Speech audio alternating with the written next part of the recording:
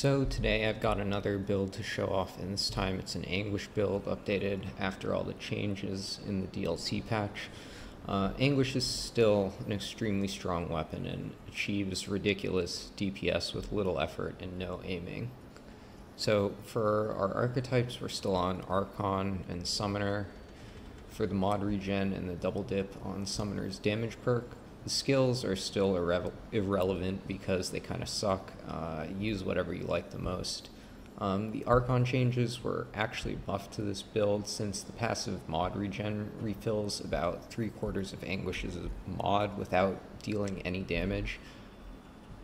One of the new tools we're using here is Monolith, and since we're on Archon already, we can spam this Sandstorm liberally. We're also using feedback, which generates mod power through active mods, and that supplies the last bit we need to be able to use Anguish's mod continuously. Obviously, our handgun is Anguish, and we're still using Bullet Weaver for a massive DPS increase through the fire rate. The main thing that's changed here is how we're boosting our damage, and with all the nerfs to crit items, fire rate has become a competitive multiplicative damage increase, and this is especially true on Anguish because it never needs to reload, meaning fire rate increases are straight up DPS increases. So for your amulet, gold ribbon or detonation trigger are your main choices here. After the crit amulet nerfs, the crit amulets just don't compete anymore, so you're choosing between the higher raw DPS from the ribbon and the burn from detonation trigger. Gunslinger's amulet is actually somewhat competitive, which is kind of amusing, although it's just worse than gold ribbon, so there's no real reason to use it. For the rings, we're using Ring of Infinite Damage for even more fire rate. This plus the haste is 15% fire rate.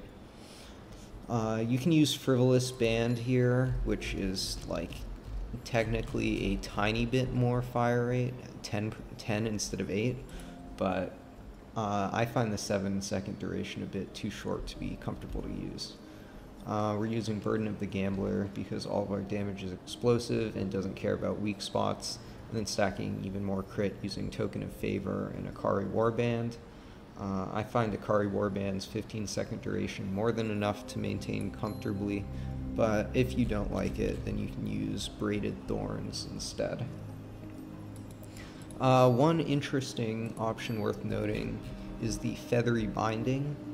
If you're fighting a boss that flies around at a distance, I'm mostly thinking of Lydusa here, although this build is terrible against Lydusa because of the hallway phase at the end. But if you're fighting a boss like that and you find that a bunch of your shots are missing, you can swap out Token of Favor or Braided Thorns if you're using that instead of Akari Warband for the Feathery Binding, which will give you a nice 30% boost to projectile speed and make it way easier to connect the shots.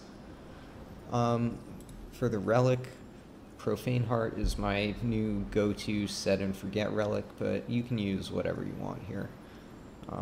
And for the relic fragments, I'm using fire rate, mod damage, and mod duration, although you can easily swap these out for more tank if you want, since the damage is already so high.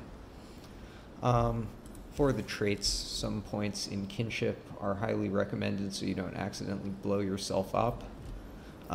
Chakra and spirit are here for obvious reasons, and footwork is nice because you spend most of your time in ADS unloading with Anguish.